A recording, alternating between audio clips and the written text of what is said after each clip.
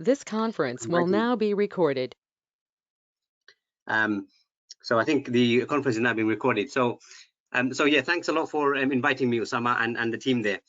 What I'm going to do is kind of give you an overview of my book, and in particular, I'm going to kind of bring some of the background thinking, okay, that has gone in producing the book. The book itself was written over a 3-year period where I was blogging for a blog site called Islamicate.co.uk, and there were a few others also blogging on that on that blog post, and so we decided to close down the blog site. But at the end of it, I kind of realized that a lot of the subject area that I covered were actually much more pertinent to us going forward, and it wasn't just sort of current affairs for that time, for that 3-year period. It's actually some of these topics that I covered are going to be topics which we need to grapple with for the next, probably next 20-30 years. And so with that in mind, I decided to put the book together, combine pretty much about 90% of all the articles, and put them into this book so that it can be read by others, and it doesn't go away with the closure of a blog site. So that's kind of the history of this. And but what I haven't really explained to anybody much beyond doing sort of lectures is some of the background thinking that's gone in to publish the book, and to write the articles.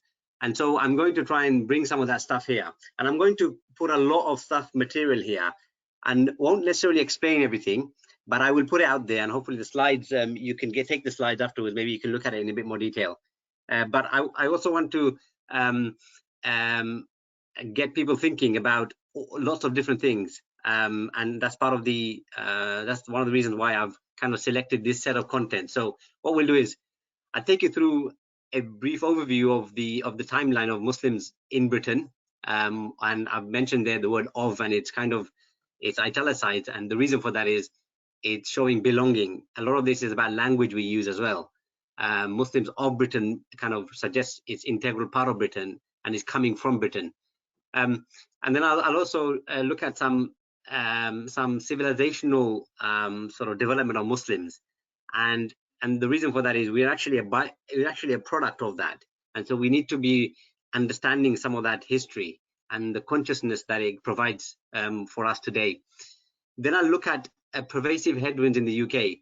These are sort of areas which are headwinds that, as Muslims, Muslim identity and Islam in the UK kind of faces, and they're different ones, and I'll kind of go through that. And then number 4, I'll kind of try and bring out some of the mechanistic explanation of how non-contextualized and contextualized Islam is created and reproduced. This is kind of a mechanism, and well, there'll be a nice flow diagram which tries to bring out how this is happening. And then I'll try and give some examples of contextualized faith to bring it out, to bring it to life. And then I'll summarize the book at the end. What are the main things? And then maybe if we have time, we can look at some specific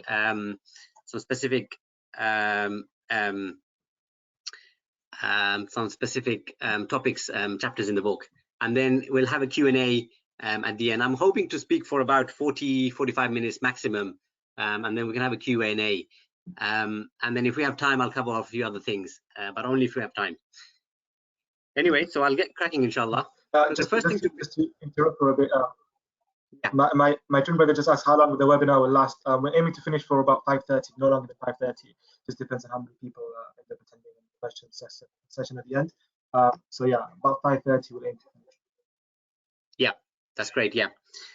So just to begin, I think we have to realize something, which is we need to produce a lot of works which does this, which is kind of carries out the necessity, right? The necessity to understand what is going on around us.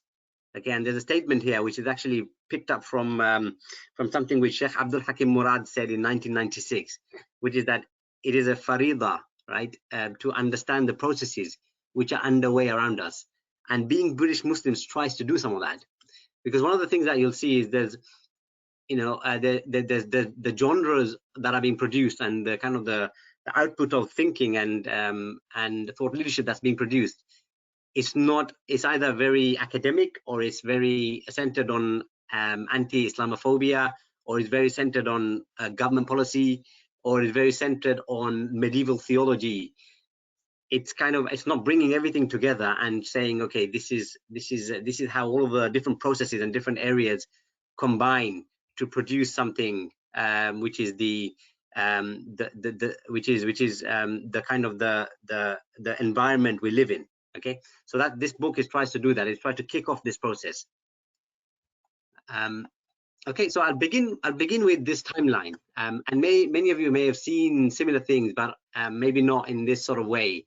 And basically, if we look at the timeline of Muslims, the time Muslims have been in Britain, what we find is, we find that in 1950s, early 1950s, there's about 50,000 Muslims in the UK. That's 50,000, right? And the population, it was about 0.1% of the population. There's about 50 million people in the UK at that time. So you can see this is it's a very small amount and small numbers, right? But as that grew, right, by 1970 it grew to 226,000, okay, and then by 1990 it became 1 million, and then right now we're sort of at about 3 million, 3.1 to 3 million. We'll find out next year when the census comes out. And so this has been an ongoing period of increasing population, and the projections, my own slightly conservative projection is that by 2050 we'll be at 6.5 million people, and the UK population is going to be around 66, about 70 million people at that time. So we're looking at 8, 9, 10% of the UK population. Okay, so just if you cast back to 1950, 0.1%, going up to almost 10% by 2050. In 100 years, we would have done, Muslims would have been like 10% of the UK population. We need to understand these demographics because it's very important about demographic. As we know, for instance, I was hoping not to mention it, but the coronavirus, for instance, if you look at that, demographics is very important here. The countries which have higher population of older people, they're going to suffer more deaths, right? Unless the virus is controlled better. A similar thing, if we understand demographics in terms of Muslims and how they're set up and things like that, then we have a better understanding of what is going on. And so that's important to understand and also see the future projections. Similarly, if you look at the number of mosques, right, we went from about 10 mosques in the 1950s, okay, to we've got about 2,000 mosques sort of now. And then if we project that, we're likely to have about 3,500 by 2050. So there's a growing mosque building that's happened over this time. And then if we look at some of the sort of periods, what I've tried to do is kind of say, okay, there's different sort of periods of Muslim identity, if you like. What is, how has Muslim identity looked like? And the first period from the 1950s to 1970s is pretty much we can call it a submissive identity, where basically Muslims, we came as British Bangladeshis, British Pakistanis, British Indians, primarily British North Africans, all of that kind of stuff. We were that during that period, and we were pretty much getting on with things and working. We had this idea of returning back to our homelands back then.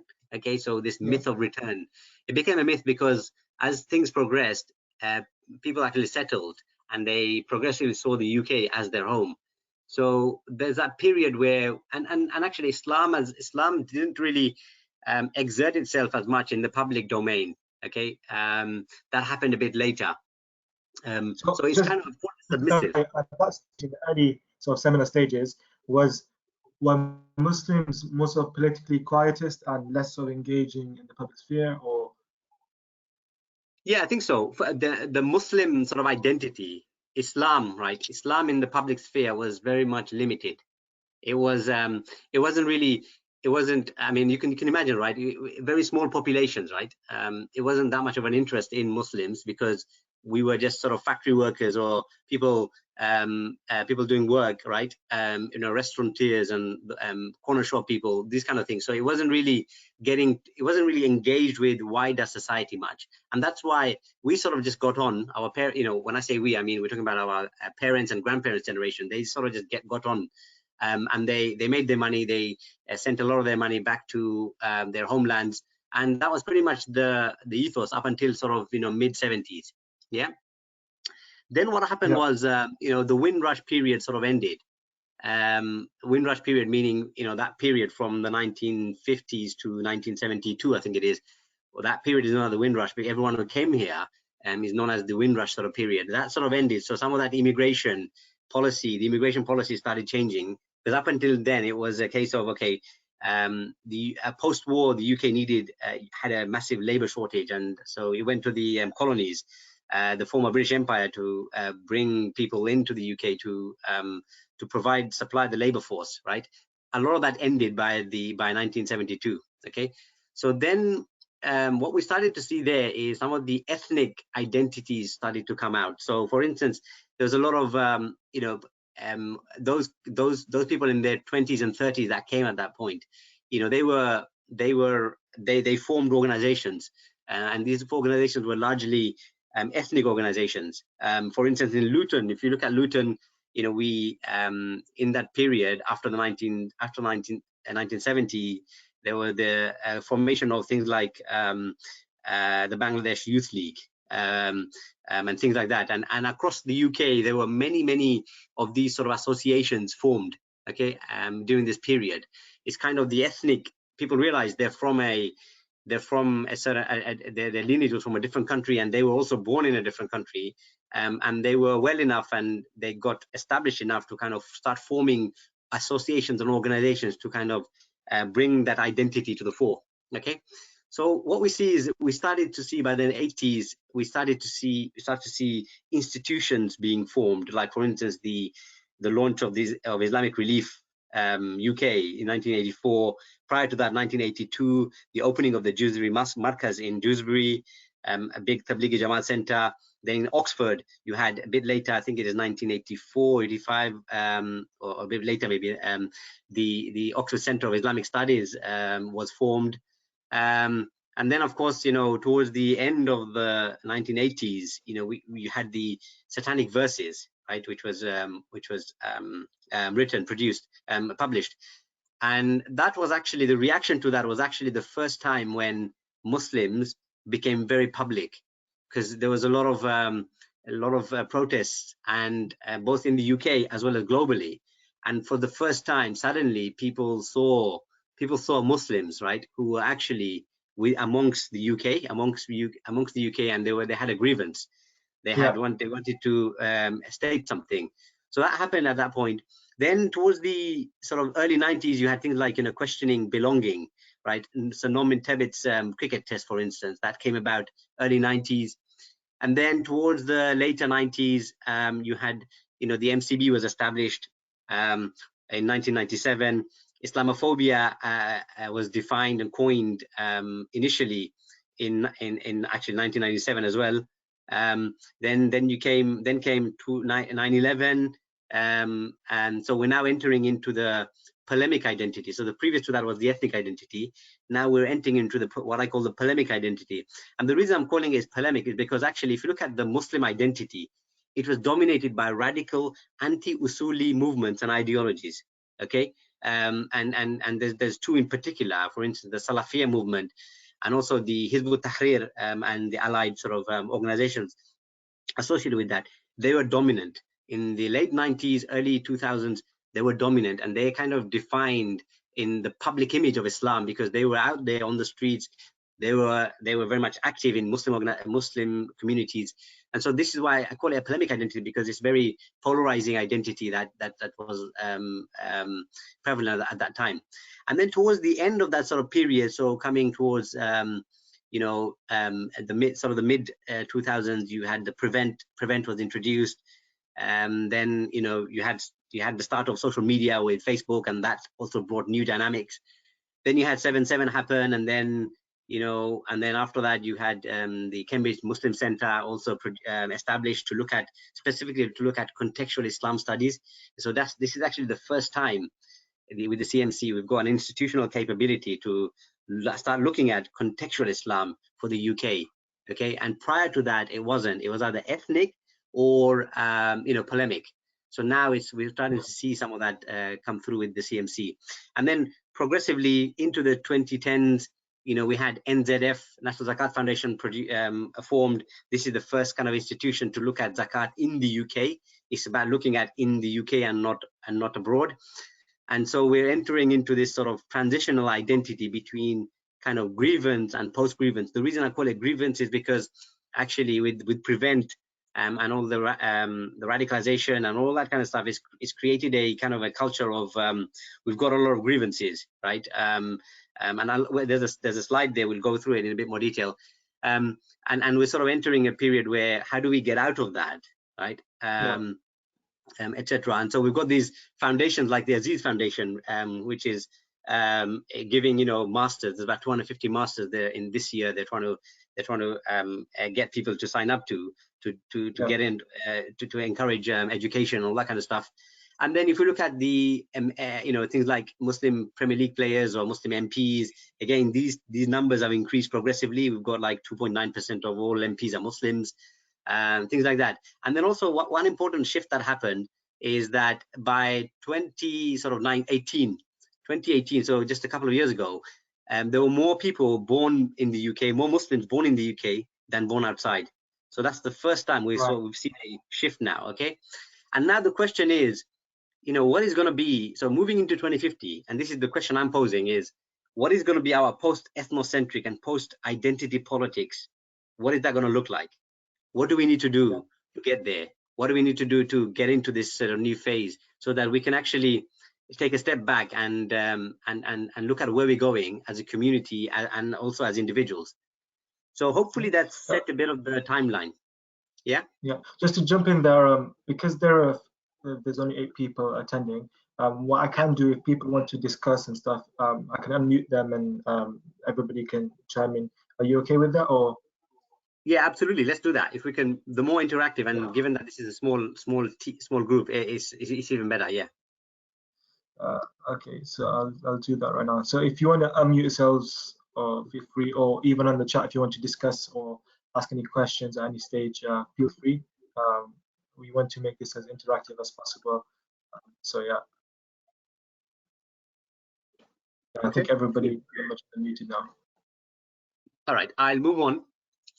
So I'm now going to I said, okay, we'll look at a bigger picture, because one of the things that we need to do is look at specifics, plus also be able to abstract ourselves and get a bird's eye view of where we've come from. When I mean I mean the Muslim identity, right? Muslim identity and us as individuals and families and communities, where we've come from. And so it's important to understand some of his civilizational changes that have occurred with Muslim identity, and how that sort of spanned over political, intellectual, and religious knowledge sort of landscapes, plus also socio-cultural changes that have happened.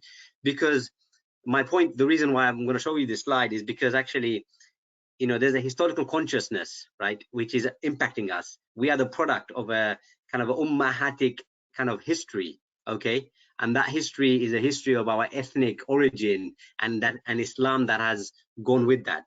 Okay, so I'm not going to go into too much detail about this, but I just want to give you the sense that there's a lot of interaction between these things, and we need to understand some of this stuff better.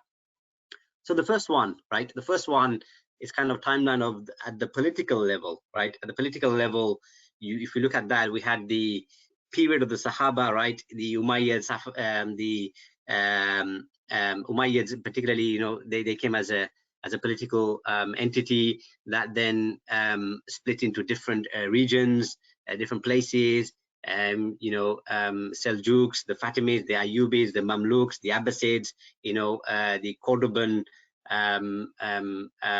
Taifa kingdoms, all of that. And then eventually we had the Ottoman Empire. Then we had the European colonization, we also had lots of crusades happen during all that period. And kind of what we ended up with the European colonization, with the age of empire, it's a lot of Muslim countries were colonized, and we now have in the modern period, we have like post-colonial reactions and new countries that have formed, and also this idea of Muslims as Westerners. Because actually, as we saw in the previous slide, 1950, there's only 50,000 Muslims who were living in the UK as kind of citizens. Okay, now Muslims as Westerners is very common, across all of Western Europe, across America, across other English-speaking Western world, etc. So it's important to kind of understand some of that civilizational landscape, okay, in the political sort of scene. Now I'm going to bring in some of the intellectual, religious sort of knowledge that the evolution of some of that stuff, right? So pre-modern, we had there was a sense of investment, state patronage of waqfs, right? These are like endowments, right? Which facilitated kind of welfare and welfare needs of Muslims and things like that. We had madrasa systems. We had universities like Bait al-Hikmah. We had libraries. We had the Muslim world had sort of things like Zaytuna, Timbuktu, Al-Azhar, Rahimiyya in Baghdad. Loads of institutions that were formed, right? Looking at education, looking at science, and looking at welfare, etc., etc. And we had then also development and evolution of Islamic sciences like fiqh, hadith, tafsir, aqidah, philosophy, tasawwuf, public and international law. All of that stuff evolved during this period of pre-modern period, from the period of the Sahaba to the late pre-modern, early modern sort of period. And then would you say that given our history of this waqf and there's this rich Islamic tradition, if we look at our current state in the Muslim world, and both in the Muslim world and the Muslims living in non-Muslim countries, we've actually gone backwards in terms of we don't have those same types of institutions, we don't have the same financial clout, we don't have the same sort of richness of knowledge and that sort of thing? Or is that something that we expect to see in the near future? Or is it something that is just a function of our times, in that generally people in general have lost that connection to knowledge? What would be your sort of comment on that? Yeah, I think from a Muslim identity perspective, so things like Islamic learning, okay, and that's Quran, Hadith, and those kind of things. Definitely, there's been a massive erosion, okay, in the towards the later part of from sort of the European colonization period. There was a massive erosion of that. So we lost a lot of state patronage, okay, of these things, and because of that, we got a lot of erosion of that, and we haven't really recovered from there.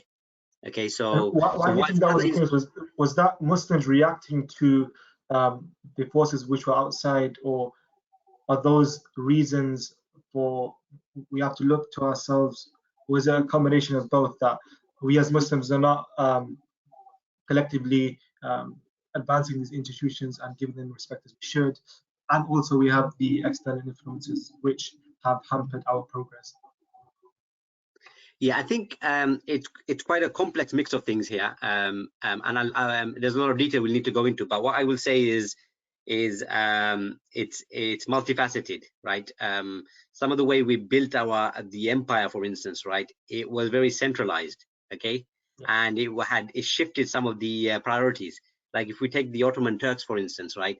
They towards sort of 16th century, 17th, 18th century, and it started in the 17th century actually, and maybe even slightly earlier.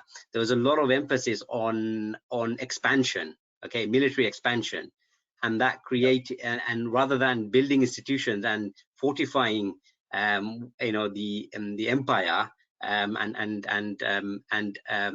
and kind of spreading or devolving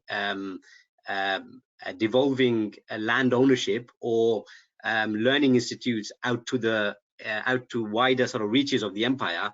That didn't happen. The focus was more on centralizing, okay, so only in the big cities, that it was some of the investments happened, and the focus shifted also on military expansions towards the West. So some of that priority setting wasn't there. The integration of the Muslim empire fragmented increasingly. I think that weakened things massively, and that's just one sort of factor. There were other factors as well, like if you look at the progression of and the development of our Islamic sciences, for instance, right? As new knowledge was being produced in Europe, for instance, like things like the social contract theory, right? Or things like new ways of perception and those kind of things, new thinking, which the Enlightenment period produced, right? What Muslims didn't do by then was look at that and say, okay, how do we understand this from an Islamic viewpoint to kind of say, okay, how much of this is actually good stuff that we should incorporate and kind of embrace because it's all good and it's nothing really wrong with it, and how much of it is actually not necessarily good for us, and we think it clashes with how we should be building society and civilization. So that did not happen, okay, from a religious thinking perspective. Just to move forward on that particular topic, that being said, we did have the Tanzimat reforms in the Ottoman Empire. We did have thinkers such as Muhammad Abduh and Rashid Rida and these sorts of people. I'm not necessarily saying what they did was good or bad. I'm not making a value judgment on what they did. But wasn't there an attempt to sort of move forward in that direction? And why did that fail? Because from what I see on my perspective, there also almost seemed to be a self-doubt creeping in amongst the Muslims, and they seem to be too much of a deferential sort of position towards the West and the empire, that people saw those modes of learning as superior and didn't develop things of their own, and so weren't original in a lot of the thought. And the reason I say this is because if you look at a lot of Muslim scholars, quote unquote, today, they're more like Islamic historians in that they cannot derive new things from the original nusus, but they're just quoting and applying historical fatwa today in a way which doesn't fit our modern political context. Yeah, I think you're making a good point there, and so if I just step back a bit, so there's other factors that happened here as well, things like fatalism, right? And this is probably slightly contentious, but fatalism became more of a more dominant. So, for instance, we had realism, right, in terms of saying, okay, kind of, I don't know how much people are aware of Ibn Rushd, right? His idea of how we should think about cause and effects, for instance, right, didn't really gain traction. But what he did was he kind of brought it into the sort of the more the medieval sort of thinking, and then, but his works didn't really flourish as much across the world. What happened was, what people did was they took some other works, like for instance Imam Ghazali's works, right? They took his bits, but what they didn't do is they didn't take all of his bits. Okay, the bit which kind of said to people, okay, this confirmed people's own suspicions and how they should be doing things. They took that bit. They didn't take the bit which was more difficult, and that happened with pretty much all of the great scholars. Ibn Rushd was forgotten, right, by a lot. The Europeans took Ibn Rushd, Averroes. Imam Ghazali, all of critical thought of Imam Ghazali didn't actually dissipate across the Muslim world. If you look at later on, Shah Waliullah al-Dehlawi in India, for instance, his critical sort of thoughts weren't actually those stuff that actually spread. It was the bit which everyone sort of conformed to, that bit they took from him. So progressively, that's what happened. This kind of narrowing down of concepts, of ideas into more narrowed fields, into more particular fields, right? Happened, this process, and this led to this kind of, what I would say is lack of erudition, more widespread. So we still had scholars. So I don't want to give you the wrong impression. There were still scholars who did stuff, right, and did produce original stuff. But what happened was society overall wasn't really engaged, because there was a filtration that happened, because we didn't take some of the critical elements of the other scholars, right? And in mass they took the bits which conformed and confirmed what people were doing already. And so this is some of the stuff that this fatalism sort of grew a bit like that. And today you got this situation where, you know, for instance, if I take coronavirus as an example, right? Some people I've heard say, and sorry guys, apologies, right? I wanted to kind of not mention coronavirus at all on this, but it's very topical, so I'll kind of bring it. One of the people say, okay, let's just make dua to Allah, right? That He takes it away. And they've kind of said this, and they've said this is tawakkul.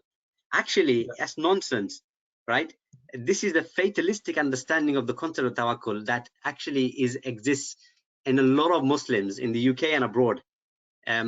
You know, and if we look back and said, okay, if we take an Ibn Rushdian view of what tawakkul could be, or what the Sahabas, their view of what tawakkul could be, for instance, right? If we did that, we'd come up with a different sort of. We won't just say, look, we just pray to Allah and that's it.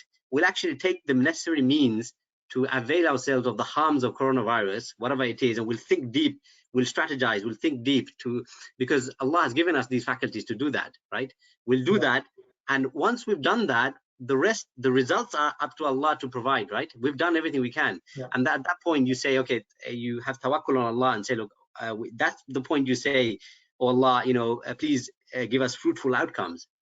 What happens is we do that first. We don't do the thinking, because actually we've got this fatalistic mindset, and all of this historically has been built, okay? And all of that meant that, you know, by the time to your question about Rashid Rida and others at that time, the problem at that time was the damage was already done. The damage was already done by about 100 years before them. Yep. When they came, they were actually firefighting. They were firefighting, and they were in the moment. So they made a lot of mistakes about how to examine this properly, okay? Because they were in the moment. Okay, they couldn't say, okay, we're going to step back and see what the bird's eye view of where things are and where things are going. And so what happened was they made a lot of mistakes as well. So they looked at certain things and they didn't necessarily look at it holistically.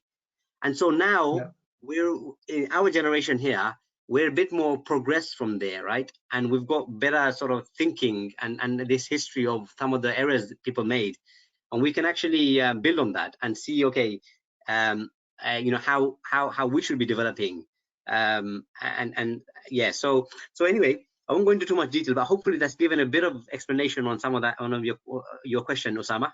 Yeah. Yeah, it is. Thank you very much. Yeah. And one of the other things at the end of that, what happened was, you know, we had schools and methods that became identity themselves.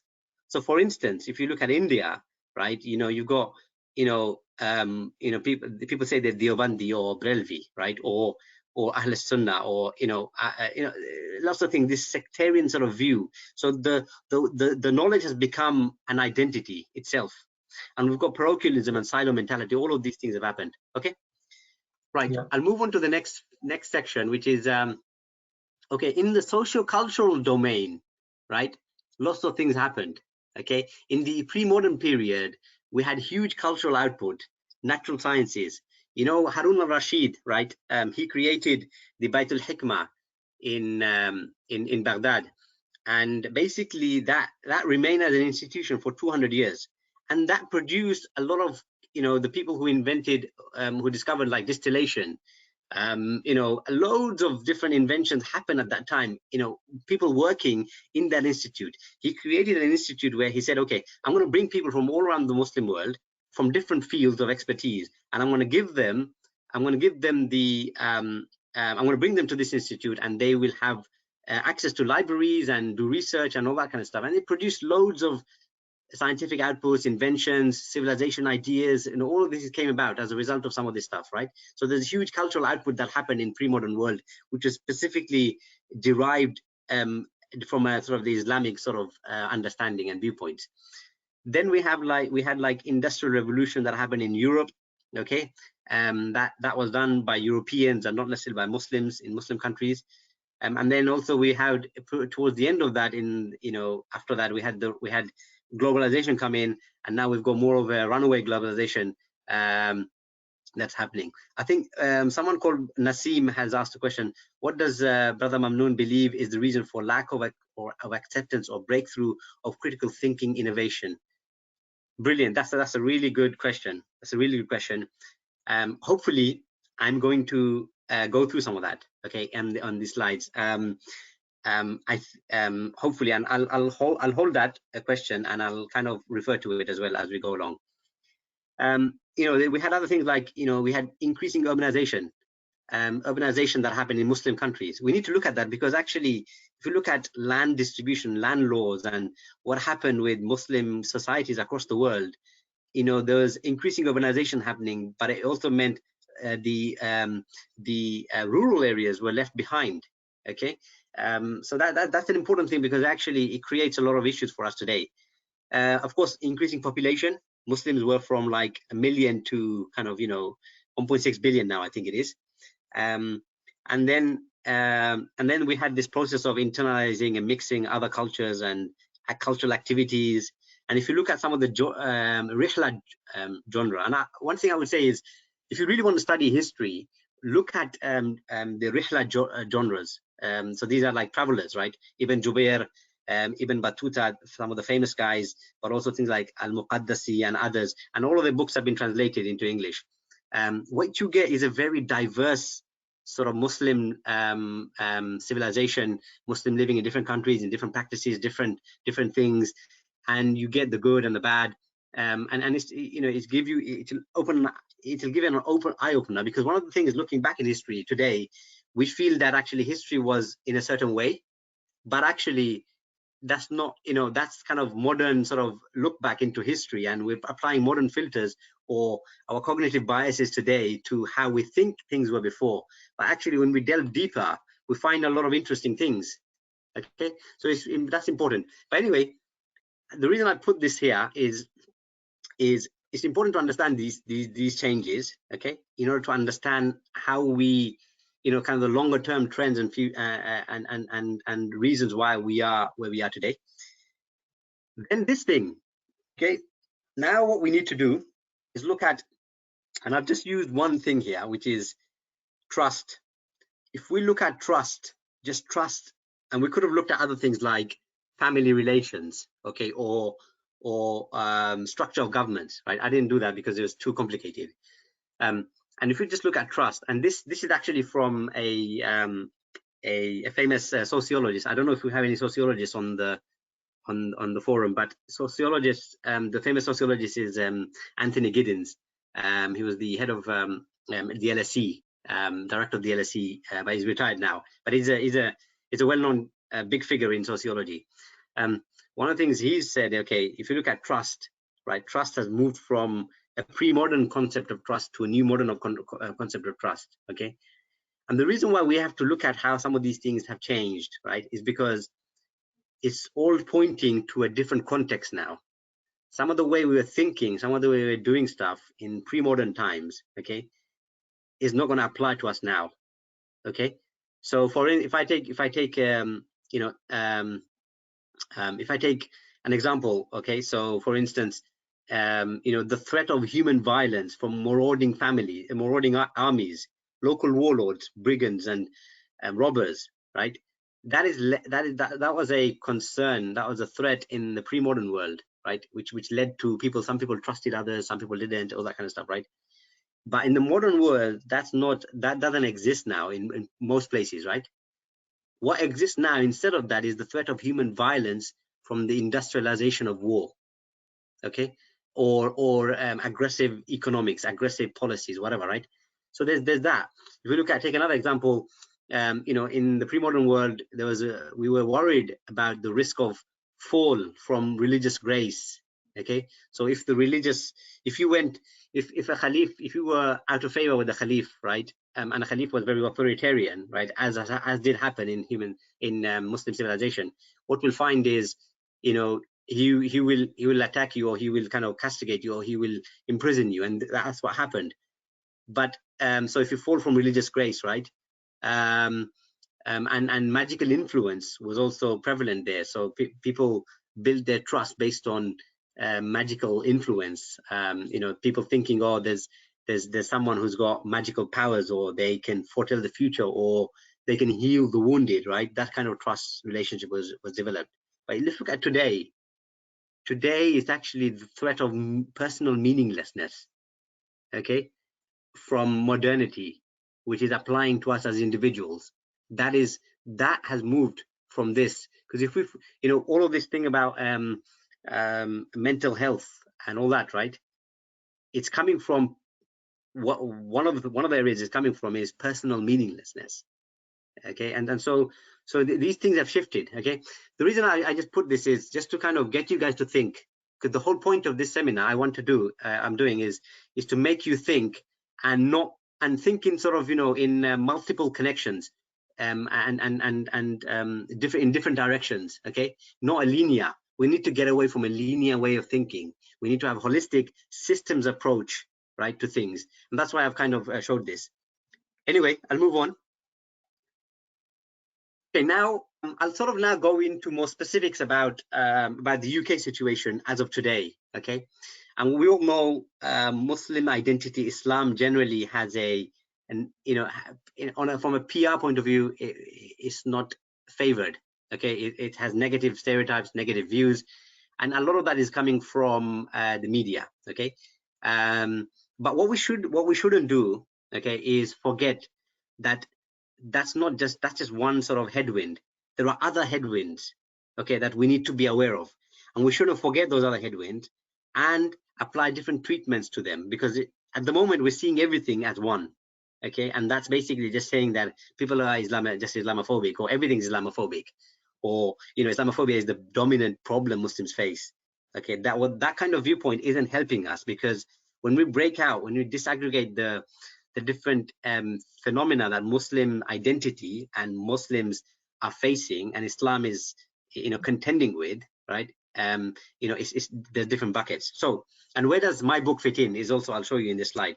So the first bucket, which I think all of us would be familiar with, is the media bias, the negative portrayal, Islamophobia, and securitization policies that are there.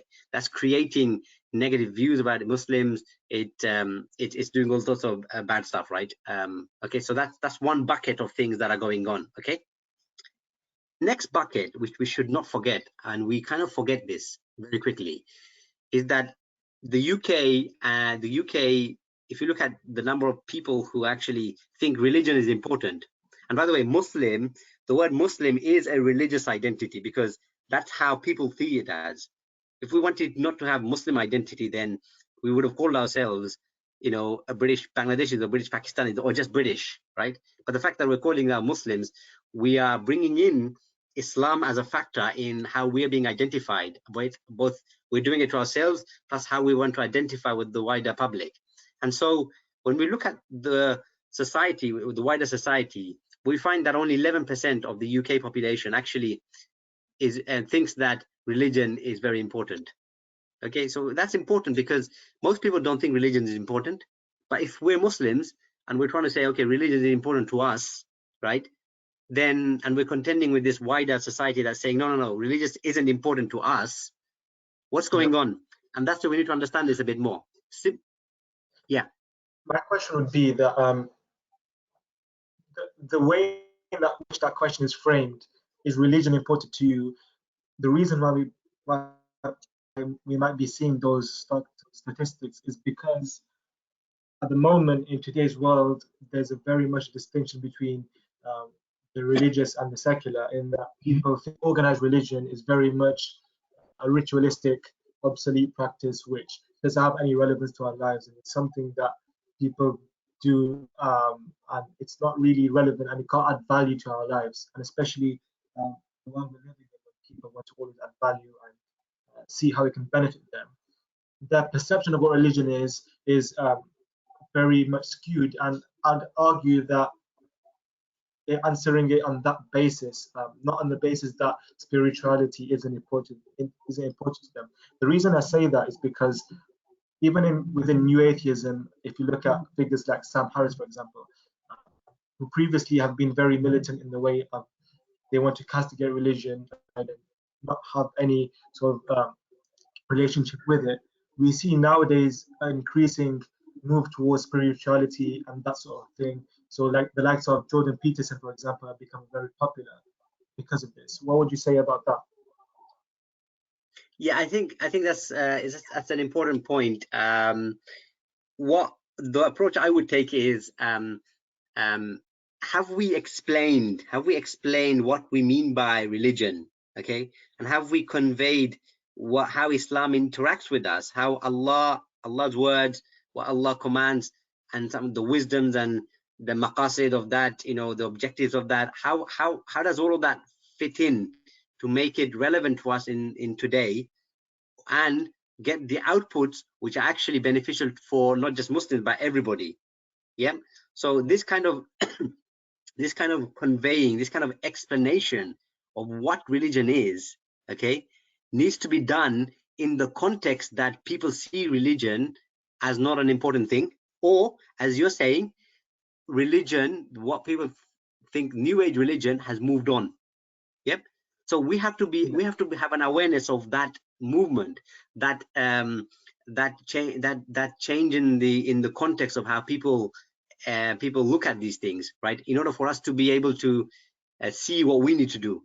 And so this is why this is another pervasive headwind. Yeah, is that you've got these changes in society going on with respect to organized religion, right? Now here we are as Muslims, we're trying to convey, have we in the way we approach this problem, this sort of wider society, how do we then engage it, right, in a way which incorporates the fact that they are moving their own discourse.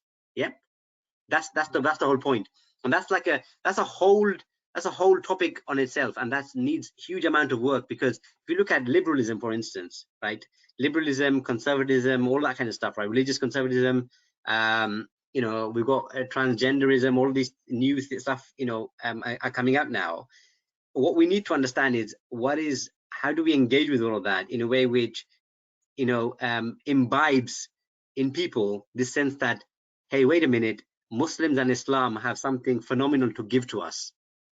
Yeah, that's going to be our mind shift change, is how do we engage them in a way which enlightens them and makes people think that there's something there with these Muslims, or with Islam, or what God is mentioning in the Quran, and all that kind of stuff, right? That's where we need to be. So that's the pervasive headwind that we need to be aware of. Okay. Yeah. Next one is one which, again, it gets mixed in with everything. Okay, it's the socioeconomic, demographic, and intergenerational challenges that we face. We are at a crossroad. As I mentioned earlier, 50% of the UK's Muslim population was born in the UK now, as of like a couple of years ago. Okay, and so we're progressing from that, transitioning from that sort of generation that was born elsewhere to most predominantly in the UK, right? And that creates new sort of challenges and new aspirations and new ways of looking at things. Okay, similarly, we are sort of third generation Muslims in the UK, right? And our ancestors, our parents and grandparents generation, they came from they didn't come from the urban middle class backgrounds. They came from sort of rural working class backgrounds, right? And so they weren't that educated. So but they had so we, as a result, if you look at for instance Indians, right? A lot of the Indians that came to the UK, they didn't necessarily come from the poor backgrounds. Okay, whereas if you look at Muslims, for instance, Bangladeshi Muslims that came from Bangladesh, they came from Sylhet. Most people who came from Sylhet weren't educated, so they were already behind. So as our parents and grandparents were already behind in some of these metrics, okay, like home ownership, like education, like income, all of those kind, they were behind. We're sort of, as the third generation, we're still catching up. And that's why across all of the metrics, these kind of socio-economic metrics, you see Pakistanis and Bangladeshis and Muslims generally, Somalis, we're actually at the bottom of these KPIs. Okay, and that presents its own headwind. It's a different headwind to media bias, to the pervasive liberalism and the concepts of religion and these things in society. It's a different one. Of course, there are overlaps. Yeah, there are overlaps, but predominantly they're different. And we need to be able to treat these things differently, but realize there are overlaps. At the moment, what happens is all of this stuff is seen as one. Okay, and we just think we're not able to disaggregate some of the problems into their own bits, so that we find solutions and ways of looking at things that then really solve some of the problem. And so this leads to the last thing here, which is there's another pervasive headwind, which is actually stopping us from engaging 1, 2, and 3 properly, and that is unresolved contentions, right, which exists in Muslim communities in the UK. It's like, you know, how do we deal with religious and ethnic identity? How do we do Islam, you know, make it relevant and meaningful for us today, and not in, say, India, Pakistan, or Bangladesh, or Somalia, right? Or medieval Islam, right? How do we make it relevant? How do we be Muslim to God? Because if we're going to use the word Muslim, then at some point we need to say, okay, what is it God? How does God want us to be Muslim, right? If we choose not to be, if we choose to use the word Muslim and not think about God, okay, which is actually what's going on today, and this is part of the book, is to kind of address that, then actually what will happen is we won't be able to solve 1, 2, and 3, or we will miss as an opportunity, we will miss as a community or communities, we will miss the opportunity to really influence and uplift society in a way which is better for everybody, that actually solves some of the problems that we have in British society, some of the, you know, a lot of things, there's loads of issues, right? And so this is an opportunity we should see as an opportunity, but we'd only realize that opportunity if we have a better grapple on the unresolved contentions. And this is what this book tries to do, is try to say, look, there are these unresolved contentions, right? Here they are. Here's how we need to be looking at them. Here's the pros and cons, and here's a different way we could do these things. And if we do that, right, at the end of it, what we'll realize is a clearer picture of how we should tackle these, you know, 1, 2, and 3, how we should engage 1, 2, and 3. And you'll see it'll be a paradigm shift. Suddenly you'll see people thinking, those believers who call themselves Muslims, actually, they're phenomenal. They're doing something which is so phenomenal that we never thought of. And even though they might be in denial, right, because of, you know, human beings are usually going in a, you know, have denial as a primary response onto a lot of change, right? But they will come through that. They will see the goodness, and people, you know, people are generally good people, right? Allah says that in the Quran, that, you know, everyone is built with the inherent disposition to understand good or bad. Okay, so all sane people have this capability, right? And it's more or less to different degrees, right? But the point is, we need to be engaging these 1, 2, and 3 in a way which overcomes some of the unresolved contentions within us, and then do that first, and then be able to engage these things. Is that clear what I've said there, Osama, and anyone else listening? Yeah, I think anybody else is welcome to chip in as well, either in the comments or speaking. But I think it gives a clear idea as to the challenges we're facing. I think oftentimes it can be oversimplified and narrowed into 1 or 2 things, but separating it and segmenting it like that gives us a clearer idea of how we are to proceed and what areas we need to focus on. I think a lot of the time it can be quite confusing, especially as a young Muslim, when you're challenged a lot of the time to come up with an effective response. And I think separating it into these different categories makes it easier, because it allows us to respond to each one in turn and in time, rather than trying to answer everything at once. We can focus on specific sort of things which we can all work on. And nobody will have all the answers, but it's about each person sort of trying to educate themselves on these things and sort of moving on from there. I don't know if anybody disagrees or anything else. Wa alaikum salam. Who is that? My name is Umar. I'm one of the attendees here. I have a question. So I missed a part of this discussion, but I've just tuned in recently, and I had a question with regards to one of your final points. So in point number 4, you said that or I got the impression from what you said that we should try to inculcate God into our daily lives more, or the way we view ourselves within the world. But in an increasingly secular society, how can we overcome those challenges that we faced in this extremely secular society, and moving forward, uh, uh, be more confident within our own identity as Muslims to God, as opposed to just nominally Muslims? I think that's a fantastic question, and actually that's something which I'm working on as a second book, okay, which will go into it. But I will just to kind of give you a glimpse of that, right? I'm just going to read very quickly a passage from that book which isn't published yet, okay? Okay. So I'm just going to read it out, right? So so here it goes. The so-called liberal expressions of today could be argued were also held by earlier Muslims as part of their religious, seemingly conservative cultivation. Secondly, the Islamic paradigm is dynamic and discursive.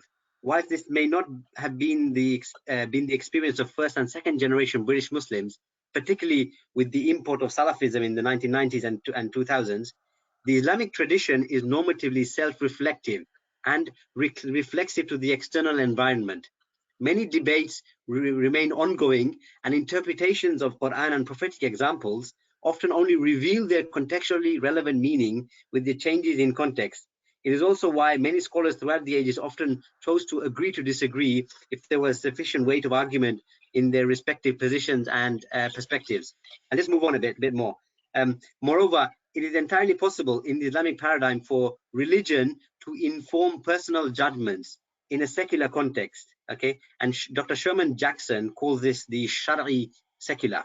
So according to Dr. Sherman Jackson, by taking Sharia at its point of departure, it looks at the latter's self-imposed limits as the boundary between a mode of assessing human acts that is grounded in concrete revelational sources and modes of assessing human acts that are independent of such sources, yet not necessarily outside God's adjudicative gaze. This non-Shari'i realm, it is argued, is the realm of the Islamic secular. Okay, it is secular in as much as it is differentiated from Sharia as the basis for assessing human acts. But it remains Islamic, however, and thus religious in its rejection of the notion of proceeding as if God did not exist. Basically, just kind of and I'm only saying this because actually this page was actually in front of me, but what I'm trying to say there is we need to explain and have an understanding of Sharia in the political context that we live in, okay? And we need to be able to break down some of the paradigms that exist that prevent us, that constrains our thinking, because externally people are thinking like that. So for instance, if someone says, oh, well, actually the Sharia is just completely barbaric or things like that, right? You know, or it's not compatible to the UK, then what we do is we open up. What does the Sharia say? What is the Sharia? What does it mean that I don't have an individual conscience in my decisions? You know, does it mean that I have to think secular as well, or the choices I make may not necessarily be secular because I'm thinking about what Allah is watchful over me. So if I'm thinking in a bad way, right, and I'm doing the bad action, then I'm going to be responsible to Allah and accountable to Allah. So therefore I won't do that. I'll think about it differently and I'll do something different. Do you know what I mean? So those kind of things are still there. Even though we live in a secular context, we still can argue that there's individual conscience, right? And that this conscience can build a political environment as well. Anyway, so the point is we need to develop our own confidence in what Allah has told us, right? And have a depth of understanding for us to be able to do this. At the moment, we haven't developed the concepts and the detailed understanding and holistic systems understanding of these things, and we can't really argue, or we lack the tools and the thinking to be able to come up with the right arguments and ways, which not just defeats the argument, because that's not necessarily what we're trying to do here, because Allah says you're just a warner. So basically we're conveying things, right? The outcome is for Allah, but the point is we need to be able to convey it in a way which does the best justice to Allah's word. and that should be Yeah. our sort of focus. If we do that well, honestly, I think people will just say, okay, these Muslims, what they're bringing, what they're doing is something phenomenal. I really believe that. Okay. Yeah, it's a interesting question because, as you said, defeating the argument is not the sole purpose of the intention behind becoming Muslims of God.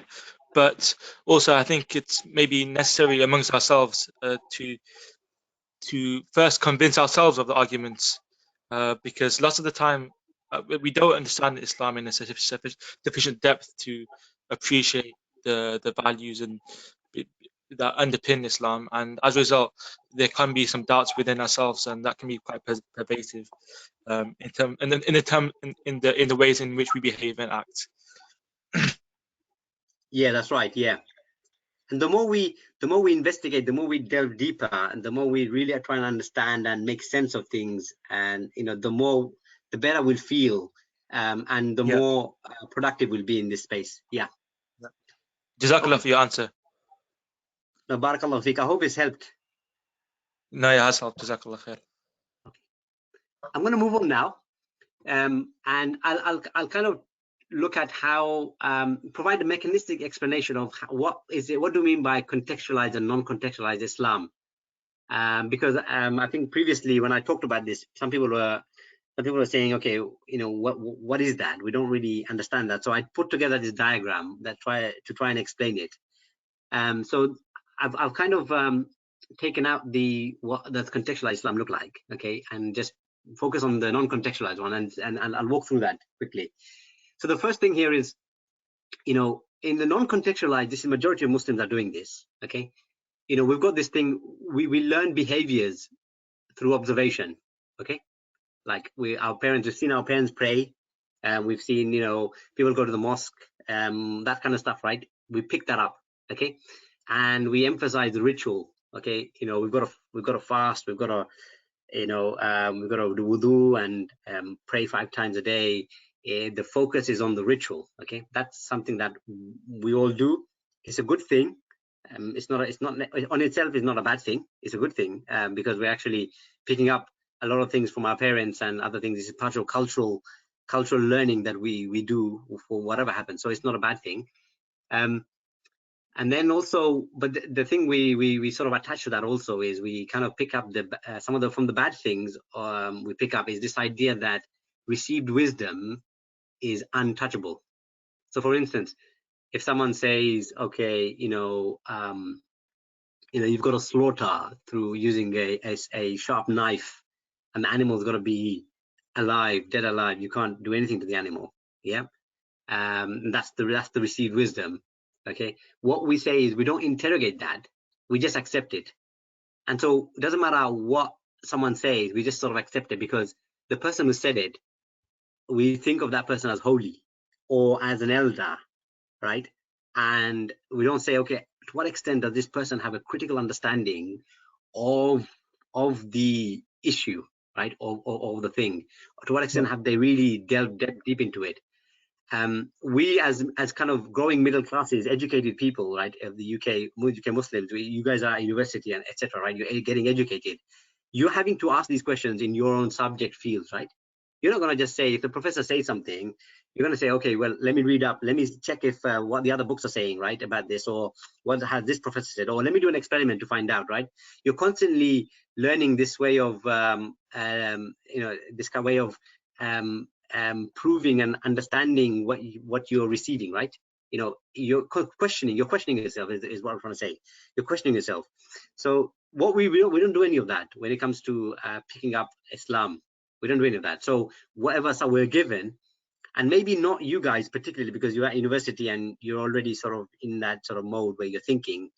But actually, if you look at in our communities, right, what we find is, a Molvi Saab, right, he'll say something, right, everyone will say wah wah wah wah, right, and they just accept it, right? That's very much happens. And oh, my Maulana or my Molvi or my Mufti said this, right, without really just saying, okay, how common sense or what, how relevant or how deep is it what that they said? And does it fill our sort of suspicions and all that kind of stuff? We don't put any of those questions. Okay, so the reason why we don't do that is, sorry, go ahead.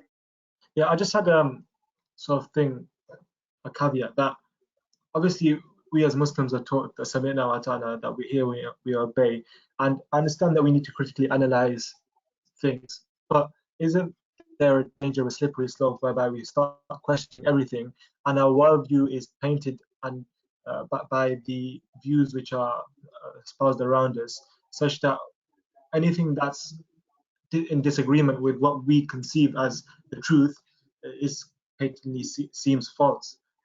Whereas sometimes there's a higher wisdom behind things which we cannot necessarily answer. I see your point with regard to the fact that, especially in a young Muslim's mind, where people are saying things which are outlandish and pushing people away from the deen because they do not feel that this is incongruous with their lives. But isn't there also a danger of going too far down that road and just questioning everything and not having confidence in the superiority of the religion and wisdom we cannot access? Yeah, it's a good point, because with all of these things, there needs to be a balance, right? And there will be Muslims, right, who question and then they don't get the right answers, and then they will sort of they will go down the other route, which is they'll reject religion, they'll reject Islam, they'll reject God. Yep, that's also happening. And you're right. So this is like we should look at this as a continuum, right? As a continuum where, you know, some things that are more questionable, some things are not. And actually this is, but what we tend to do, right, is, and this is what so what you're saying is what happens, right, today, okay, with some Muslims, right? But what I'm trying to define here is what is the non-contextualized, how is non-contextualized Islam produced and reproduced in the UK?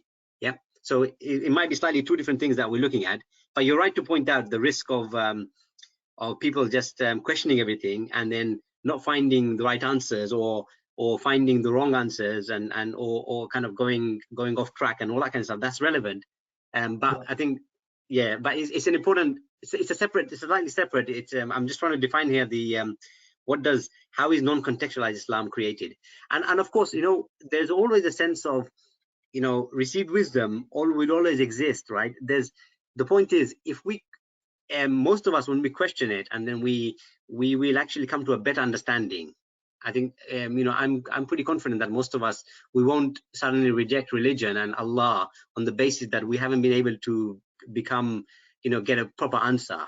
You know, these sorts of doubts always exist, and they're not necessarily a bad thing. So yeah, but it's a good point. Yeah.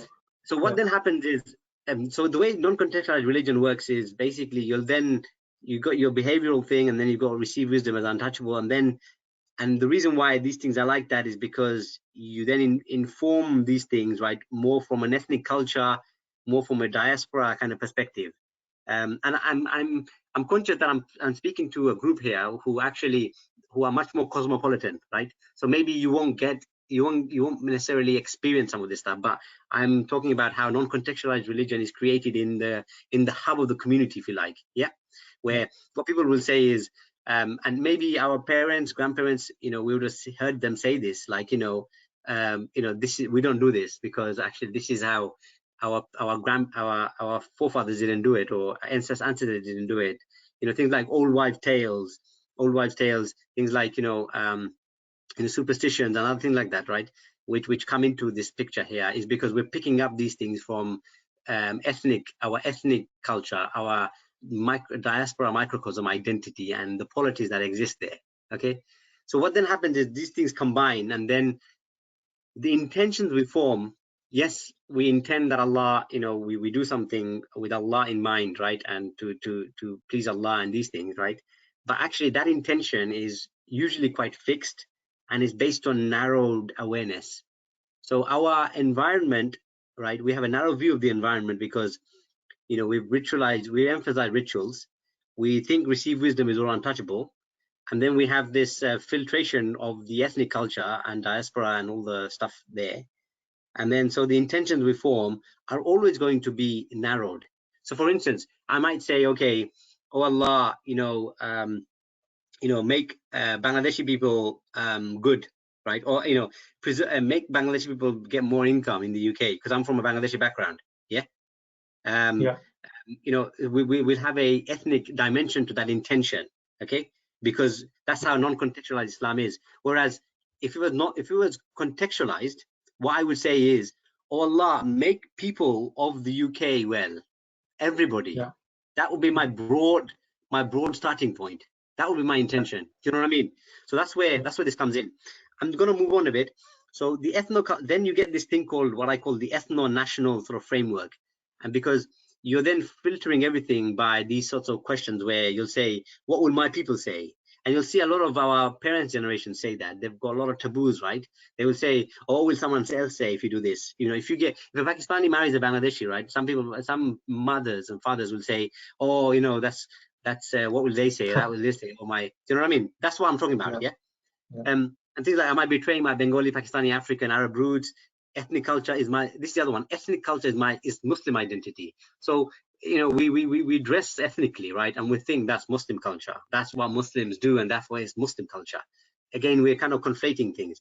And then this other thing we say in this ethno-national framework is we say that we define our Muslim identity. So whatever I do is necessarily Muslim. Some people have this view. Like some people will draw nude art. There's Muslims who draw nude art. They do nude art, yeah? And they call it, this is the Muslim expression. Okay, see where I'm coming from? It's basically non-contextualized, and it's kind of an ethno-national framework way of understanding. So in other words, seeing Muslim more as a political and social identity rather than submission to God. Yeah, exactly, yeah. And at the end of all of that, we get external markers and internal markers, right? And it's very much strong ethnic influence and identitarianism at play. It's identity, right? That's important, rather than, am I doing this such that I please Allah, and such that when I get accountable for it in Yawmul Qiyamah, that actually I won't be, I'll have something to go with. Those are the things that should be if we were real true believers and focused on being Muslim to God a bit more.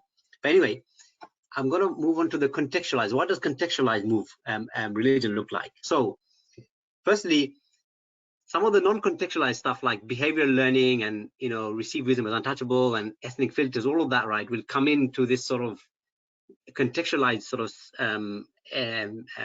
view whereby we'll then say, okay, how much of that is informed by practice of religion and texts, right? And that will split into, like, do we look at space? Is our space, when we look at that, is a space are we considering our space the UK, or are we considering is our space Pakistan? So basically what that means is, are we looking at a fatwa that is specific for Pakistan, right? Are we looking at that fatwa, and then are we kind of bringing that fatwa into the UK and applying it? Or are we saying, no, that fatwa was for Pakistan, my space is the UK, it has a different context, a different flavor of maybe the same issue, right? So I'm going to focus on the UK. And so my practice and my religion and the text, the way I engage the text, will be focused on my space being the UK. Similarly, time is my focus of the issues, right? Based on what medieval scholars, medieval thinkers said, and leave it at that. Or actually say, my time is present.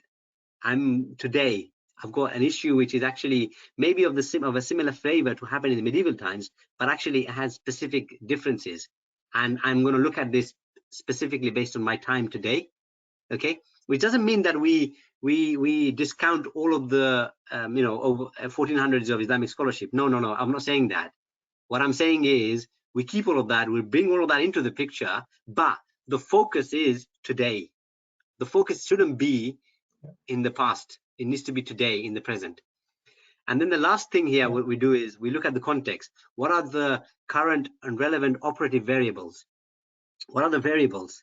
Okay, what are the variables that are current today? So for instance, I don't know, let's just take the one that's in my head, because we're all talking about it. Coronavirus, right? coronavirus. You know, the context today is we're all grappling with this thing which we're trying to reduce the impact of. Yeah, that is the context. That the variables that we look at today needs to be looked at in that context. So, for instance, you know, does that mean what would Allah want me to do, right? If that was the context, right? What is it? Yeah. So you look at this context. You look at current operative variables. You don't look at operative variables that happened in the 1990s, for instance, right? When we were more fragmented, where we had less people in higher education. Do you know what I mean? So there's context. We need to inform our study or practice of religion and text based on the context as well. And if we don't do any of this, then of course we'll shunt into the non-contextualized world. Yeah. But if we do all of this, then the intentions we form are going to be much more adaptive, much more holistically awakened. So now we might say, okay, well, actually, I'm not just gonna, I'm just not gonna say focus on my community, or and that's it, leave it at that. I will realize that some of the impacts that are happening in my community or my communities or whatever, right, are actually relevant for people who are outside of this community, right, are relevant to greater society. So when I'm going to look at it, I'm going to have eyes on both sides, and I'm going to try and bring all of that together. So your intentions, right, is based on a more holistic awareness. Yeah. I just have a question there. Yeah. Doesn't that sort of imply that the Islam, contextual Islam, is relative to the culture and time and space we're living in? And the reason I ask that is because in developing a sort of British sense of Islam, are we going to fall into the same pitfalls of different cultures around the world and just sort of be blindsided by a lot of things that we don't see because we are colored by the way we are brought up in this country? Or is there some sort of higher goal which all Muslims can relate to, regardless of their time, space, the civilization, society, and that sort of thing? And if we're saying that Islam is relevant to is relative to the culture and place is practiced in, isn't that quite dangerous in that it's saying that it's not relative in other places, or it always has to sort of mold and change and be adapting towards that particular space?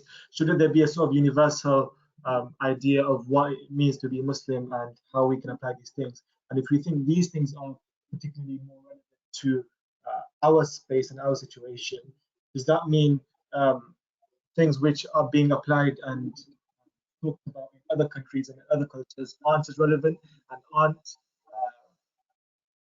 applicable across the board? Or yeah, I just want to know your opinion on that. Yeah, that's a really good question.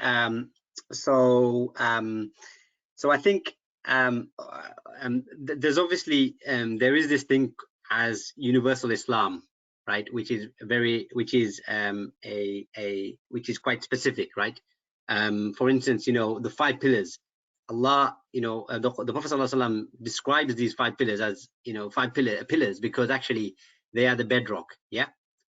So wherever you go, you will have to do them. They will be the same wherever you go. Yeah. And there's also so that is a universal Islam, if you like, right? Then there's also on top of that other aspects of it, which is, for instance, the usul of our deen, right? Usul of our deen. These are meta principles of our deen, right? If you read Imam an-Nawawi's 40 hadith, right? Most of them are like principles of our deen, which are relevant wherever we are. Okay. The question now is, right, so we do have this idea of universal Islam. Okay, we should not ignore that. You're right. The question is this: the way some of the things then operate has to be in the context of our environment we live in. So for instance, if I am wearing a salwar kameez because actually in Pakistan it's deemed to be the modest thing to wear, yep, and everyone who's sort of inclined toward modesty, because modesty is part of iman, right? The famous hadith in Muwatta Imam Malik is a part of iman, right? We know that, and modesty in dress. So the Pakistani man will say, okay, I'm going to wear a salwar kameez, right? Because that's, you know, that's we consider that to be modest. That definition of modest, right? Is that the same definition of modest and the same sort of practical manifestation of modesty? Is that the same in Pakistan as in the UK? Okay, so now you're contextualizing the concept of modesty according to your context, because if you wore a salwar kameez and went out to the center of London, right, people will definitely look at you. Yeah, people will say, and then try and explain to them, oh, I'm being modest here because I'm wearing these clothes. Do you think anyone will understand that? Yeah. So I see your point, but I also worry of falling into this thing called respectability politics, where we wear different hats for different places. So we almost shy away from our culture because we are afraid to look outside and that sort of thing. When one of the promises of Britain is to be a tolerant society. I understand where you're coming from with regards to we should have a sort of greater sense of Islam and this sort of thing. But also, are we playing into respectability politics in that we're wearing different hats for different places and we're not being authentic and we're not giving space and time and enough credence to our own cultures? I don't say our own cultures, but the cultures which our forefathers. Yeah, so I think we have to understand respect, right? Respect. Would our forefathers would they have wanted us to be jokers, be the jokers of society? No. Would our forefathers wanted us to be laughed at? No. Izzah is based on, we have to develop the basis of our izzah. Okay, and so just to come to your point about, you know, just falling into respectability, no, I only use that modesty concept just to kind of emphasize some of the subtle differences. Okay, but the point is this also, and I'm actually on the same page as I was reading out. You know, we have to realize that, you know, there is a specific imperative for believers, right, to protect others from the excesses of society. Okay, just as the possibility remains for any society, in the same way that, you know, markets can fail, for instance, right? Markets can fail, right? You know, you get price fixing and monopolies, all these things. Just as markets can fail, society, doesn't matter which society it is, as believers, we should think that societies can fail as well, yep, or have the potential to failure. So the Muslim, right, because we have this concept of enjoining in good and trying to keep people away from harm, right? That's a usul of the deen. Again, back to that usul, right? You know, what we know is, so what that means is, we know societies can fail, right? And there's issues that happen in society. So as believers, what we should be doing is we should be calling out some of those failures in society, right? And not being, but doing so in the right context, right? So it doesn't mean that we just play respectability politics. No, we still got a responsibility, right, to protect society, to protect people. Okay, so that's still relevant. Okay. Yeah. Okay, I'll move on. So then we end up with a muhasaba framework. Okay, muhasaba means we're constantly introspecting what we're doing, because we're asking ourselves, what is it that Allah wants of me in this space-time context? Yeah, how am I using Allah's guidance to inform what I'm doing, what are my policies? Okay, how am I maximizing benefit and value to myself and people? Have I adopted a believer's intellectual and emotional ethic? Yeah, this is what a muhasaba framework would give us. And if we do that, start doing that, we'll start to see we're contextualizing Islam and guidance to where we are today, and that will give us different external markers, different internal markers. It will be much more nuanced. It will be values emphasizing, and it will be lived relevance of godliness. We will be able to show people, including ourselves, demonstrate to ourselves that there is, if I'm godly, then actually that actually is a great thing, and it, you know, it's good for me, good for society, good for everybody. So anyway, I'm fast running out of time, right? So I'm gonna move on. So the next one, I just want to about 5:45. We'll also leave a bit of time for questions also.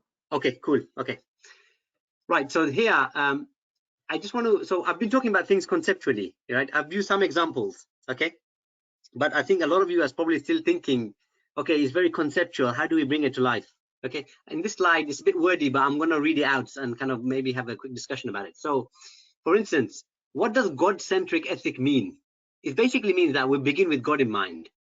We know that Allah is ever watchful, and we know that we have to be action-orientated. We know that we can't be selfish all the time. We know that we have to be in service to other people, right? We know that the Prophet ﷺ has described believers as bees, right? As bees who have guile and softness. When we land on something, we don't kill it, we don't destroy it, right? We actually enhance it. We land softly, right? This is, you know, if we're given milk, we return it with honey. We see adversaries as part of the solution.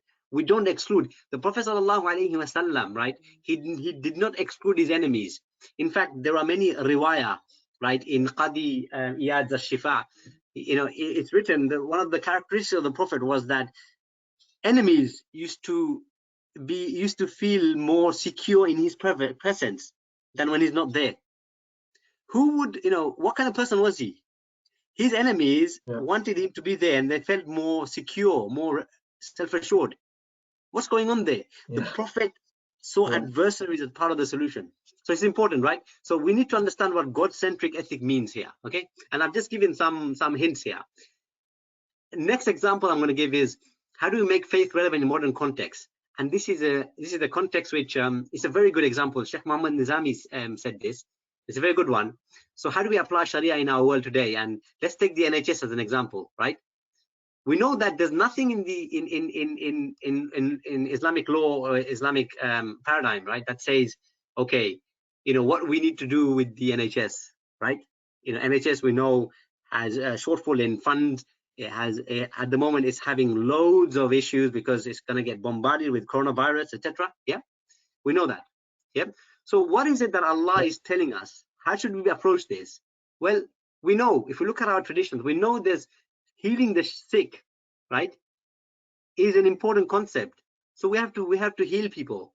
We also know there's a communal contribution, right? That is in there's a concept of that takaful concept in Islam. Okay, you know, the word takaful, you may have heard of it from banking, in the banking sector, where, you know, Lloyd's Bank brought out takaful insurance. Yeah, takaful based insurance. It's the same thing. It's communal contribution. Okay. We know that there's a sense of civic responsibility, right? We have as Muslims, right? We live in a, you know, the Prophet ﷺ describes us living as within our units of family, then communities, right? So there's a sense there. There's a civic responsibility there, and then we know that we shouldn't be wasting stuff, and we know that we shouldn't be excessively going and using stuff, right? Moderation. Yeah. We know that we shouldn't be medicating ourselves too much, because that's actually frowned upon. There's a lot of Islamic fatwa on this stuff, right?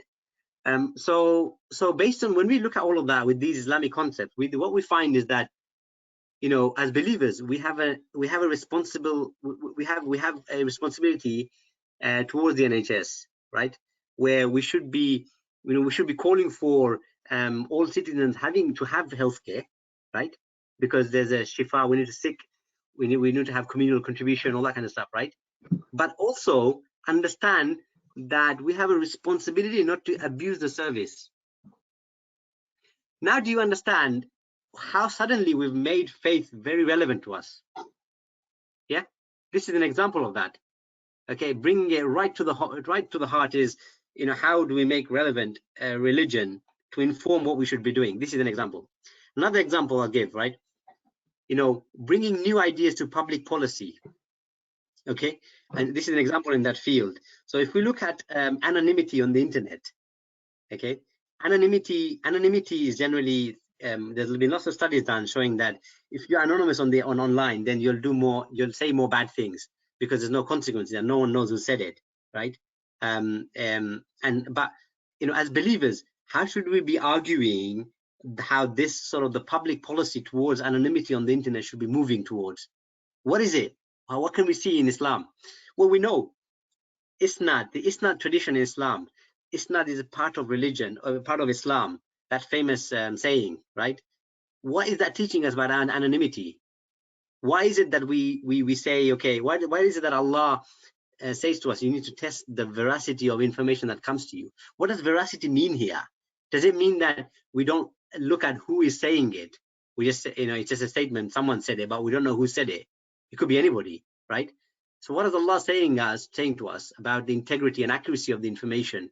And how does that relate to this public policy of anonymity? Okay, so suddenly we're kind of looking at something slightly with different angles, right? We're bringing fresh arguments. These arguments have not been made in public. These arguments, we've not brought this type of way of thinking into the public sphere. If we start to bring these things in and bring in the huge tradition of Islamic literature and Islamic thinking and thought and these things into this, without being condescending, because actually that's what Islam teaches. You shouldn't be condescending. You have to approach people with, you can't return honey, right? If someone gives you milk, right, you can't return them with honey if you're condescending, because that won't be honey. That would be sour milk, right? See how those principles affect us, right? So anyway, these sorts of things can be applied to across loads of things in public policy, and I've just mentioned a few. Gender relations. I'm actually still really concerned that we haven't been able to formulate an Islamic view on femininity that actually talks to the middle classes of British public, because a lot of the middle class of the British public is actually, they're quite reserved. They're still a bit, kind of old-fashioned, if you like, that quote unquote, in terms of their role of women, the role of women, right? And there's a lot we have to engage that space, right? And that's just one example, and there's loads of examples: biodiversity, welfare, inequality, loads of things we can bring in Islamic thinking, Islamic thought to help people. Okay, so anyway, these are some examples that hopefully has sort of sparked a few sort of thinking and ways of looking at this. Has it done that? If I can ask a few of you. Does anybody want to say anything? Yeah, I think especially from my point of view, it's nice to see how a lot of these. One of the questions I had was, okay, this is a lot of theoretical stuff you've been talking about. How do we apply this conceptually? How do you apply this practically? And this last slide has really brought that home and demonstrated how we can take these conceptual ideas and also apply them in our everyday lives. And I think that's important, because at the end of the day, we are living members of a society, and we need to contribute to it. Abdullah says yes, definitely. So I think the feeling is mutual. Okay. Okay, barakallah fiqh for that. Yeah. All right. I think we're coming towards the end now, so I'm going to summarize. What is the book about? So the book, there's two broad claims the book makes. The first is that as British Muslims, we call ourselves British Muslims, but we've jumped the gun. We say we're British Muslims, and externally people see us as British Muslims, but we've kind of jumped the gun, and we're still rooted in our, and that's because actually we're still rooted in our ethnic identities.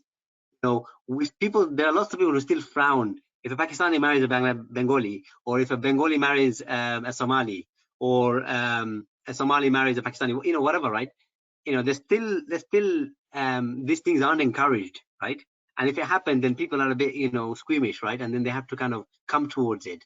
We're still stuck there. We haven't moved away from there that much. These things it's going to take time, right? So when we call ourselves British Muslims, and yet we're still organized and rooted in our ethnic identities, it's really important to understand that there's a limit to our thinking of British Muslims here, okay? And it's focused on kind of ethnocentric way of doing things. It's not contextualized to Islam being in the UK and the conditions that we have in the UK, and also it's embroiled in identity politics, and there's a few chapters in that where we go through some of this stuff. So basically the book, the way it's structured is the foreword was written by Sheikh Muhammad Nizami, and I would encourage people to kind of follow him. He's bringing a lot of fresh thinking, and you might not agree with everything, right, which is fine, but the work to kind of to think in this area. He's kind of doing some immense work in this area. So I would encourage you to go to his lectures and these things. Anyway, the introduction is there's an introduction. There's a section on faith, reason, and progress. There's a section on religion, society. There's integration, identity, politics, and there's some conclusions, which kind of brings everything together at the end with some directions. There's a 7-point principles, right? Which kind of which tries to say, look, if we follow these principles, right? And I'll kind of just read out these principles. The first principle is that gaining contextualized and deeper knowledge of how to be godly. Okay, that's something we covered quite a bit in this talk.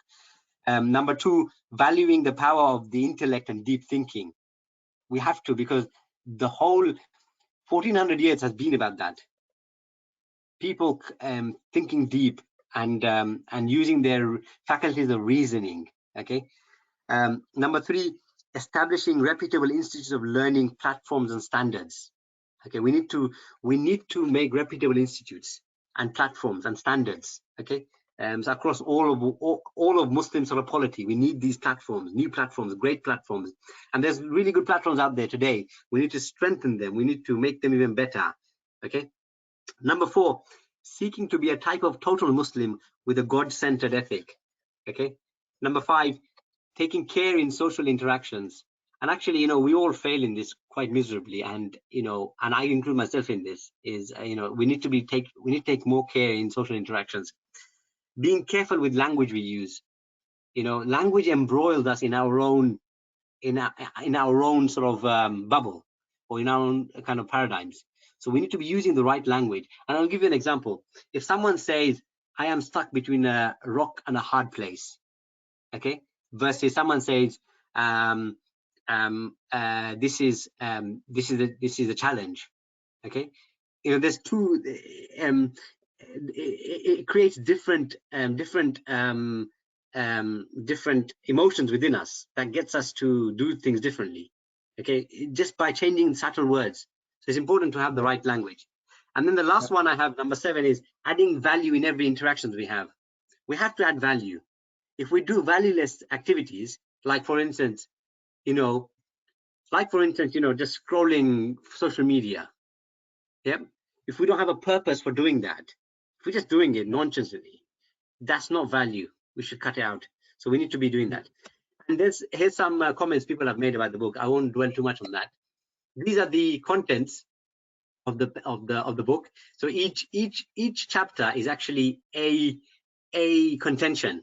Okay. So for instance, under the chapter on faith, reason, and progress, you got a section there, the virtues of learning through questioning. One of the questions I think Brother Naseem asked, I don't know if he's still on, but he asked about how do we inculcate creative thinking. Well, actually, if you read that chapter, you'll find out. Basically, the Prophet ﷺ, right? He Allah teaches us in the Quran how to think. Allah uses certain words in the Quran, right, to make you think. What kind of words he uses? He questions people. When you're reading the Quran, he questions you. So what is Allah telling us? We learn through questioning. Many of the Sahabas and they asked the Prophet many questions to understand things. They questioned it. Some things were completely kind of out of the blue, but they asked it because the Prophet, we needed to get guidance, so they asked certain questions. And so what are they teaching? They're teaching us we learn through questioning. We should question things, but it doesn't mean we question everything and then to the extent that we become nihilists. No, we ask reasonable questions to understand. So that's how we will imbibe more critical thinking. And also by questioning, Allah uses questions because he's trying to get you to think. So when we ask a question, then we're not necessarily rejecting something. We're just posing a little, a little sort of tinker, right? To get people to think a bit different, right? And that they might provide a different answer because you've actually scratched them in a different way. Okay, so so this is one of the great ways of imbibing critical thinking, is asking questions. Okay, that's one. The other, I'm going to answer Brother Nasim's question, another one as well, by also saying that, you know, faith actually, and this is the second section, right, 1.2 in the book, faith demands lean problem solving. We don't see faith as problem solving. That's one of the big problems we have, right? But actually faith is teaching you how to solve your problems of human behaviors. It's teaching us. Islam, Allah in the Quran, the Prophet ﷺ, the 1400s of Islamic learning, scholarship, all of these things, right? They're teaching us how to problem solve and think, and we need to be mindful of that. Again, another one about this how do we imbibe critical thinking, innovation, right? You know, not innovation bid'ah, but you know, I think we know what we mean. Constriction of alim and ilm. We've constricted alim and ilm to like very narrowed things, such that we only consider someone who's gone to a alimiya course, right, at madrasa as the alim, whereas actually someone who studied physics at university or sociology, that somehow that person isn't an alim because they haven't studied Islam, they haven't studied Sharia. But actually ilm is basically knowledge, right? And the way scholars in the past, they classified it, they said, okay, ilm can be of two types, beneficial and non-beneficial. According to beneficial, there are some things that are obligatory on everybody and other things which are obligatory on community, okay? And then there are some things that are recommended, right? Amongst the obligatory on community are things like, you know, we need to have people who do medicine. We need to have people who learn about geography. So all of a sudden, ilm and alim, right? There's no distinction of secular and non-secular. There's no such thing in Islam. It's either beneficial or non-beneficial, right? So anyway, that's if you read that chapter, you'll understand a bit more. Anyway, the point I'm trying to say here, and I won't go through all the chapters, is that every single chapter, every single section within a chapter is actually a contention, and it talks about it, and then it looks at the dimensions. And so if we overcome these contentions, it means that we have got a better chance of contextualizing Islam into our space and time of the British Isles, right? And actually this is an ongoing discovery and experimentation, to be honest, right? And we'll learn as we go. And this is why this is a project, I think, a generational project for like for the next 30 years. The next generation, who are now going to be the fourth generation, who are probably in infant school or junior school or early high school now. That generation, right? In that generation, we need to have made a lot of progress in this area, okay? Because the future of Islam and what's at stake is going to be very importantly driven by what happened in that generation. And that's what the book is about. And there's a website, www.beingbritishmuslims.com, which tries to continue some of the discussions, and I will be publishing articles there. Inshallah, there's a Twitter account, and I would say don't follow my personal Twitter account. If you want to, you can, but I would encourage you not to, because I use that just to kind of provoke and kind of learn myself and just see what kind of feelings are out there. But the one that you should be following, inshallah, is the @UKMuslim2050, okay, because that's the one that is specifically dedicated to this project. And there's my email there as well, inshallah. So if you want to get in touch with me, if you want to get involved with some of this stuff, you know, inshallah, please reach out. Very, very honored that you guys got me to speak to you and share some of these insights. And hopefully it's benefited you, and I certainly have enjoyed it. So Jazakallah khair for everything. Jazakallah khair to you, and thank you for taking the time out to present us this webinar and explain some of your ideas and the thoughts behind your book. I think it was very beneficial, and I think everybody can testify to that. And yeah, from a personal note, I say for anybody still wanting to explore these issues further and seeing sort of a practical manifestation behind these things, I think the book is a very good resource that you can access, because it goes into more sort of practical examples.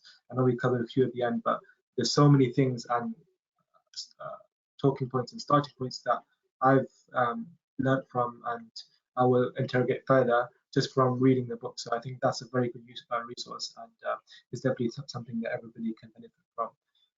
If nobody else has any other questions, does anybody have any other questions? If not, we can conclude it there. Once again, I'd like to thank you, Dr. Mahmoud Khan, for joining us. And as he mentioned, you can follow him by Twitter handle or email him for any questions, any further questions you have. I hope you all enjoyed this session, and yeah, this seems as Jazakallah khair. I look forward to reading the book.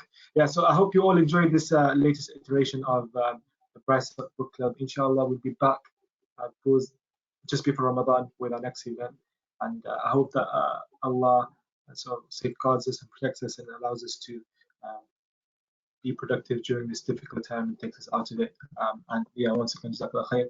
Assalamu alaikum wa rahmatullahi wa barakatuh. Wa alaikum salam.